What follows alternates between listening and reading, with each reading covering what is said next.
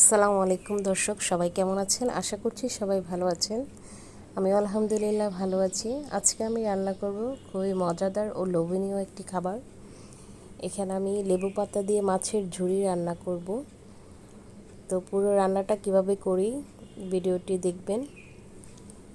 এখানে আমি প্রথমে 5 টুকরো মাছ নিয়েছি, কাতল মাছের টুকরো ভালোভাবে ধুয়ে নিয়েছি। এখন নুন হলুদ দিয়ে একটু ভাপ দিয়ে নেব। মাছটা সিদ্ধ করে নেব। এখানে পেঁয়াজ, রসুন, কাঁচামরিচ নিয়েছি। মাছটা সিদ্ধ হয়ে গেছে, এখন আমি কাটা ছাড়িয়ে নিচ্ছি। এই মাছের ঝুড়িটা খেতে কিন্তু খুবই মজা হয় গরম ভাতের সাথে। কড়াই পরিমাণ মতো তেল দিয়ে দিয়েছি আস্ত জিরা, অল্প পরিমাণে হাফ চা চামচ পরিমাণে দিয়েছি আমি। দিয়ে দেব রসুন কুচি,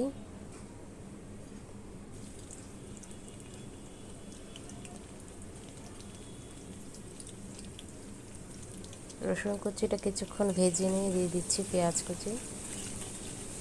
রসুনটা সুন্দর ভাজা হয়ে গেছে কিছুক্ষণ। এই পর্যায়ে আমি দিয়ে দেব কাঁচামরিচ ফালি ও পেঁয়াজ কুচি। এই রান্নাটা কিন্তু খুবই সহজ, খেতে খুবই মজা, খুবই অল্প সময়ে হয়ে যায় রান্নাটি। দিয়ে দিচ্ছি স্বাদ মতো লবণ, দিয়ে দিচ্ছি হলুদের গুঁড়ো পরিমাণ মতো, দিয়ে দেব মরিচের গুঁড়ো, ধনিয়া গুঁড়ো ও জিরা গুঁড়ো। মশলাটা ভালোভাবে ভেজে নেব।